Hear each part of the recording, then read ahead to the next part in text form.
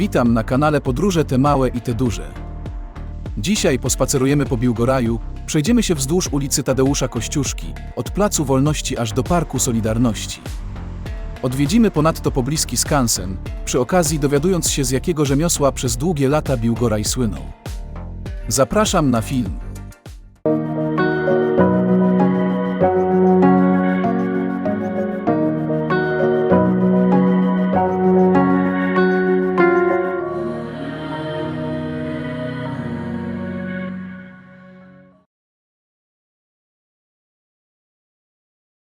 Biłgoraj to miasto w południowo-wschodniej Polsce, w województwie lubelskim.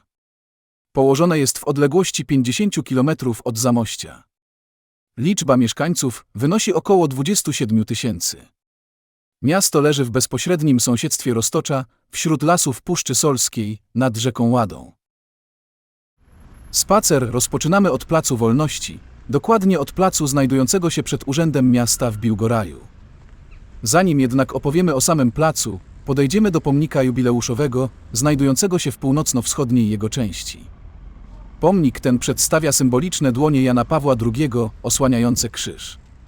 Odsłonięcie pomnika nastąpiło w 210. rocznicę uchwalenia Konstytucji 3 maja. Wracając do samego placu, to Plac Wolności, na którym się znajdujemy, ma powierzchnię około 3 hektarów i przeszedł w niedawnym czasie rewitalizację. Dokonano gruntownego remontu nawierzchni, ale też nowej aranżacji, przywracającej mu atrakcyjność przestrzenną. Dokonano wyraźnego wydzielenia dwóch głównych stref, reprezentacyjnej, przed budynkiem Urzędu Miasta, oraz parkowej, zlokalizowanej na jego tyłach. To tutaj znajduje się Urząd Miasta w Biłgoraju, gdzie między innymi ma siedzibę Rada Miasta i burmistrz. Na placu zaś przed biłgorajskim ratuszem znajduje się natomiast najbardziej znany i wcale nie mniej kontrowersyjny, okazały pomnik, Pomnik Wdzięczności. Jego forma przedstawia metalową sylwetkę dwóch karabinów maszynowych. Odsłonięto go w roku 1966.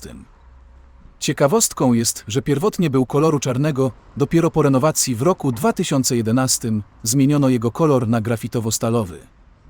Bez wątpienia swoją formą przyciąga uwagę turystów. Mieszkańcy Biłgoraja do pomnika zdążyli się już przyzwyczaić. Za Urzędem Miasta, jak już wspominałem, zaczyna się strefa parkowa. Lekko zacienione miejsce z wyodrębnionym placem zabaw i okazałą fontanną. Miejsce przyjemne, w szczególności w słoneczne dni.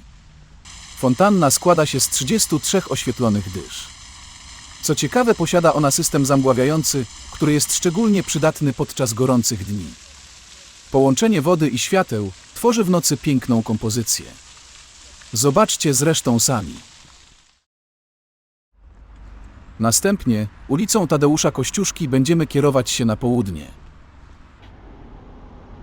Na tym placu od kwietnia do lipca 1944 roku funkcjonował niemiecki obóz przejściowy dla ludności cywilnej oraz partyzantów ujętych w ramach operacji Sturmwind i Sturmwind II.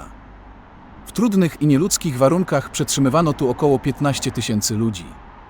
Bez względu na wiek, wszyscy byli przetrzymywani pod gołym niebem i na gołej ziemi.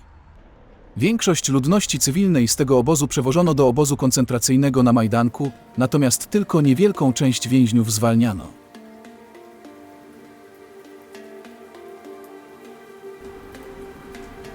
W tym natomiast budynku znajduje się Biłgorajskie Centrum Kultury, które jako powiatowy dom kultury powołane zostało 70 lat temu. Znajduje się tu kino, siedziba gazety samorządowej oraz studio lokalnej telewizji. Odbywają się tu koncerty, spektakle, wystawy i spotkania klubów zainteresowań. Przed Biłgorajskim Centrum Kultury znajduje się pomnik sitarza. Został wykuty w wapieniu przez Dariusza Charkota. Nawiązuje do rzemiosła, z którego Biłgoraj słynął już od XVII wieku, to znaczy produkcji sit. Ciekawostką jest, że sitarstwo było rzemiosłem monopolizującym gospodarkę w Biłgoraju, a produkcją sit zajmowała się prawie cała ludność katolicka mieszkająca w mieście. Pod koniec filmu podejdziemy do skansenu, dawnego domu sitarskiego.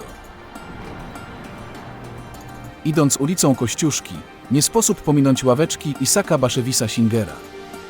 Był on amerykańskim pisarzem, z pochodzenia polskim Żydem. Został on laureatem Nagrody Nobla w dziedzinie literatury w 1978 roku. Biłgoraj był rodzinnym miastem jego matki Baszewy, córki rabina biłgorajskiego. Na pamiątkę jego 4-letniego pobytu w Biłgoraju został mu wystawiony wspomniany pomnik. Po drugiej zaś stronie ronda znajduje się Park Solidarności. W jego północnej części znajduje się pomnik żołnierzy obwodu biłgorajskiego Armii Krajowej.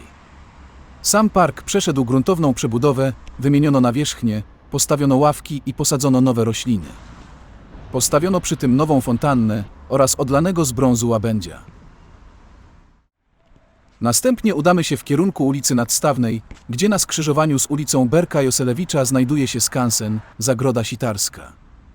Zanim jeszcze o samym skansenie, to warto wiedzieć, że Biłgoraj został założony jako prywatne miasto szlacheckie w drugiej połowie XVI wieku przez protestancki ród Gorajskich, herbu Korczak. Stał się znacznym ośrodkiem handlu i rzemiosła. W XVII wieku szybko rozwijały się tu cechy rzemieślnicze, w szczególności sitarski.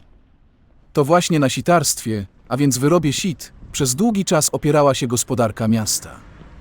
Do czasów obecnych staraniem historyków i regionalistów udało się zachować obecny tutaj dawny dom sitarski, pochodzący z roku 1810. Obecnie jest to skansen, Zagroda Sitarska, będący oddziałem Muzeum Ziemi Biłgorajskiej. Stanowi on miejsce dające wgląd w to, jak do początków XX wieku żyli rzemieślnicy tworzący miejscową społeczność. Skansen usytuowany jest wśród bloków mieszkalnych. Jego usytuowanie przypomina finałową scenę z polskiego filmu „Zróbmy sobie wnuka” z Andrzejem Grabowskim w roli głównej, gdzie wiejskie gospodarstwo otoczone było przez nowoczesną zabudowę wielkomiejską. Abstrahując od tego, bez wątpienia dla mieszkańców Biłgoraja i okolic, skansen ten stanowi bezcenną pamiątkę zapomniałego obecnie rzemiosła, związanego z wyrobem sit. Wracając, przejdziemy jeszcze przez skwer sitarski, przy którym znajduje się pomnik Józefa Piłsudskiego. Nasz spacer zaś zakończymy przy zabytkowym kościele pod wezwaniem Trójcy Przenajświętszej i Wniebowzięcia Najświętszej Maryi Panny w Biłgoraju. Jeśli spodobał Ci się mój film i chcesz być powiadamiany o kolejnych filmach, kliknij przycisk subskrybuj pod tym filmem. Dziękuję za wspólny spacer i do następnego filmu.